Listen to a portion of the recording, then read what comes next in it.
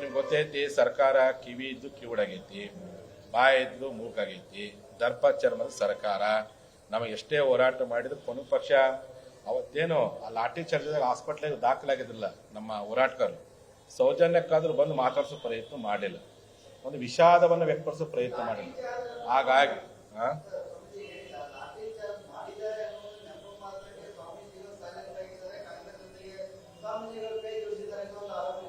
ಬೇಕಾದ ಅನ್ಕೊಳ್ರಿ, ಎಲ್ಲರಿಗೂ ಗೊತ್ತೈತಿ ಲಾಠಿ ಚಾರ್ಜ್ ಮಾಡಿ ನಾನೇ ಹೋರಾಟ ಮಾಡೋಕಾಗಿತ್ತು ಅಲ್ರಿ. ಲಾಠಿ ಚಾರ್ಜ್ ಮಾಡಿದ್ಮೇಲೆ ನಾನೇ ಕಷ್ಟ ಅವ್ರ ಪರವಾಗಿ ಹೋರಾಟ ಮಾಡೋಕಾಗಿತ್ತು, ಅವ್ರ ಪರವಾಗಿ ಕೇಸ್ ಹಾಕ್ಬೇಕು ನೋಡ್ರಿ. ಅದಕ್ಕೆ ಈಗ ಯಾಕೆ ನಮ್ಮ ಶಾಸಕರು ಕೆಲವ್ರಿಗೆ ಅಸಮಾಧಾನಪ್ಪ ಅಂದ್ರೆ, ನಮ್ಮ ಸರ್ಕಾರ ಬಂದ ನೀವು ಮಾತಾಡಬಾರ್ದು, ಮತ್ತೊಂದು ಸರ್ಕಾರ ಮಾತಾಡ್ಬೇಕು ಅಂತ ಅವ್ರಿಗೆ ಒತ್ತಡ ಇತ್ತು.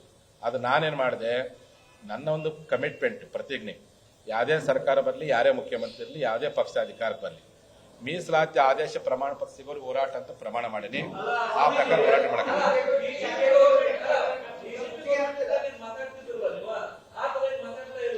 ಅಲ್ರಿ. ಅಲ್ಲ ನೋಡ್ರಿ, ಬಿಜೆಪಿ ಸರ್ಕಾರದಲ್ಲಿ ನಮ್ಮ ಶಾಸಕರು ಅಷ್ಟು ಒಗ್ಗಟ್ಟಾಗಿ ಬೆಂಬಲ ಕೊಡ್ತಾ ಇದ್ರು, ಭಾಗವಹಿಸ್ತಾ ಇದ್ರು. ಈಗಿನ ಸರ್ಕಾರದಲ್ಲಿ ಮುಖ್ಯಮಂತ್ರಿಗಳ ಮೇಲಿನ ಅವರು ಮಾಡುವಂತ ಒತ್ತಡಕ್ಕೂ ಗೊತ್ತಿಲ್ಲ, ಅವ್ರು ಅಷ್ಟು ಮಟ್ಟಿಗೆ ಸ್ಪಂದಿಸ್ತಾರೆ.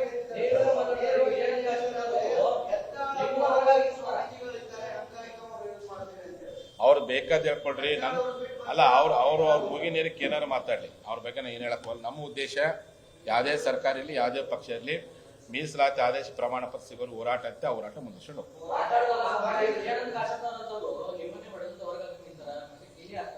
ಅವ್ರ ಬಗ್ಗೆ ಏನು ಮಾತಾಡ್ಕೊಳ್ಳೋ ವಿಷಯಾಂತರ ಆಗುತ್ತೆ. ನಮಗೇನಪ್ಪ ಅಂದ್ರೆ, ನಾವು ಡಿಸೆಂಬರ್ 15 ಘಟನೆ ಖಂಡಿಸಿ ಮೌನ ಪತ್ರ ಸತ್ಯ ಕರೆ ಕೊಟ್ಟೇವಿ. ಎಲ್ಲರೂ ಬರಬೇಕು, ಹೋರಾಟ ಮತ್ತು ನಿರಂತರ ಐತಿ. ಆ ಪ್ರಕಾರವಾಗಿ ಮೊನ್ನೆ ಆರೋಗ್ಯ ಶುರು ಮಾಡೇವಿ, ಅದಾದ ನಂತರ ರಬ್ಬೆ ಬನಟ್ಟಿಗೆ ಮಾಡಿದ್ವಿ, ಅದಾದ ನಂತರ ಕುಂದಗೋಳ ತಾಲೂಕಲ್ಲಿ ಮಾಡಿವಿ, ಅದು ಮುಗಿದ ನಂತರ ಜಮಖಂಡಿಯಲ್ಲಿ ಶುರುವಾಗುತ್ತೆ. 3 ವರ್ಷಗಳ ಕಾಲ ನಿರಂತರವಾಗಿ ಹೋರಾಟವನ್ನು ಪ್ರತಿ ಬೂತ್ ವೈಸು, ಪ್ರತಿ ಗ್ರಾಮ ಮಟ್ಟದಲ್ಲಿ, ಪ್ರತಿ ತಾಲೂಕು ಮಟ್ಟ ಸಂಘಟನೆ.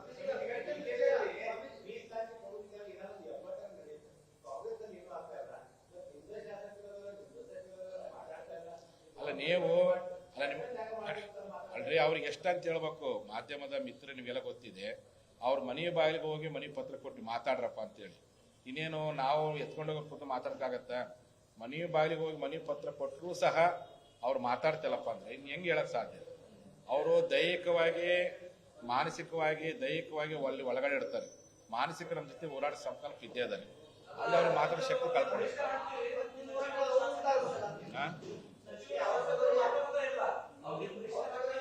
ಅಲ್ಲಲ್ಲ ಅಲ್ಲ ನೋಡ್ರಿ, ಜನ ಅಂತವ್ರ ಮೇಲೆ ಯಾರು ಹೋರಾಟಕ್ಕೆ ಪ್ರಾಮಾಣ ದುಡಿತಾರೋ ಅಂತವ್ರ ಮೇಲೆ ಗೌರವ ಇಟ್ಕೊಂಡಾರೆ, ಯಾರು ಸ್ಪಂದನೆ ಮಾಡ್ತಾರೋ ಅಂತವ್ರ ಮೇಲೆ ನಿರಾಶೆ ವ್ಯಕ್ತಪಡಿಸಿದ್ರೆ. ಅಲ್ಲೆಲ್ಲ ನಾನು ಕಳ್ಸಕ್ ಹೋಗಲ್ಲ, ಒಳ್ಳೆ ದೇವರು ಒಳ್ಳೆ ಬುದ್ಧಿ ಕೊಡ್ಲಿ ಅಂತ ಪ್ರಾರ್ಥನೆ ಮಾಡ್ತೀನಿ.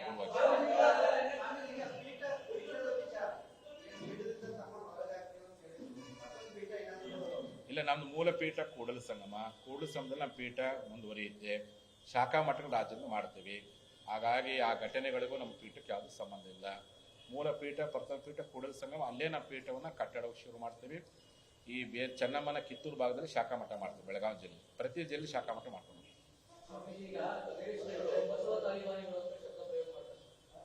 ನಾನು ಅದ್ರ ಬಗ್ಗೆ ಏನೂ ಮಾತಾಡಕ್ ಹೋಗಲ್ಲ. ಈಗ ಕೇವಲ ಡಿಸೆಂಬರ್ 10 ಹೋರಾಟಕ್ಕೆ ಮಾತ್ರ ನಾನು ಕರೆ ಕೊಡ್ತೀನಿ. ಅದಾದ ನಂತರ 1 ವಾರ ಇಲ್ಲೇ ಇರ್ತೀನಿ. ಇನ್ನು ವಿಚಾರ ಮಾಡ್ತೀನಿ. ಅಲ್ಲ ಅವ್ರು ನೋಡ್ರಿ, ನಾನು ನಮ್ಮ ಮಠಾಧೀಶರ ಹೇಳಿಕೆ ಪ್ರತ್ಯೇಕ ಬಗ್ಗೆ ಯಾವುದೂ ಮಾತಾಡಕ್ ಹೋಗಲ್ಲ. ನಂದು ಕೇವಲ ಡಿಸೆಂಬರ್ 15 ನಡೆಯುವಂಥ ಹೋರಾಟಕ್ಕೆ ಮಾತ್ರ ಕರೆ ಕೊಡ್ತೀನಿ.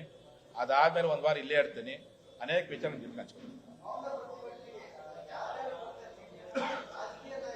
ನಾನು ಎಲ್ಲ ರಾಜಕೀಯ ನಾಯಕರುಗಳು ಬೆಳಗ್ಗೆ ಬೇಕಾದ್ರೆ ಬಂದು ಹೋಗ್ರಿ ಅಂತ ಹೇಳ್ತೇವೆ. ನಮ್ಮ ಜೊತೆ ಅವತ್ತು ನೀವು ಬರ್ಲಿಕ್ಕೆ ಸಮಯದ ಕೊರತೆ ಇದ್ರೆ ಅಧಿವೇಶನದಲ್ಲಿ ನೀವೆಲ್ಲ ಕಪ್ಪು ಬಟ್ಟೆ ಕಟ್ಕೊಂಡು ಖಂಡಿಸ್ರಿ ಅಂತೇಳಿ ನಮ್ಮ ಸಮುದಾಯದ, ಒಟ್ಟಾರೆ ಇಡೀ ಲಿಂಗಾಯತ ಸಮುದಾಯದ ಎಲ್ಲ 58 ಜನ ಶಾಸಕರಿಗೂ ನಾವು ಮನವಿ ಮಾಡ್ತೀವಿ. ನಾನು ಇದು ಮೌನ ಪಥ ಸಂಚಲನ, ಸಾವಿರಾರು ಸಂಖ್ಯೆಯಲ್ಲಿ ನಮ್ಮ ಜನ ಸೇರ್ತಾರೆ. ಏನು ಅದು ಗಟ್ಟಿ ಅಲ್ರಿ, ಆ ವೇಗ ಗಟ್ಟಿತನಕ್ಕೆ ಒಂದು ನಂದು ಜಯ ಸಿಕ್ಕಿದೆ ನಂದು ಆಲ್ರೆಡಿ. ಈಗ ಏನಪ್ಪ ಅಂದ್ರೆ, ಒಂದು ಸುಪ್ರೀಂ ಕೋರ್ಟ್ ಇರ್ತಕ್ಕಂಥ 2D ಮೀಸಲಾತಿಗೆ ಸುಪ್ರೀಂ ಕೋರ್ಟ್ ಇರ್ತಕ್ಕಂಥ 2D ಮೀಸಲಾತಿಯ ಅರ್ಜಿಯನ್ನ ಈಗಿನ ಸರ್ಕಾರ ವಿಚಾರಣೆ ಮಾಡಬೇಕು.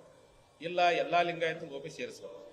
ಈಗಾಗಲೇ ಒಂದು ಹಂತಕ್ಕೆ ನಾವು ಹೋರಾಟದಲ್ಲಿ ನಾವು ಒಂದು ಹಂತ ಮೆಟ್ಲನ್ನು ಎತ್ತಿ ಈಗಾಗಲೇ ನಮ್ಮ ಕೈಯಲ್ಲಿ ಗೆಜೆಟ್ ಕಾಪಿ ಸಿಕ್ಕಿದೆ, ಅದು ಇಂಪ್ಲಿಮೆಂಟ್ ಆಗಿಲ್ಲ.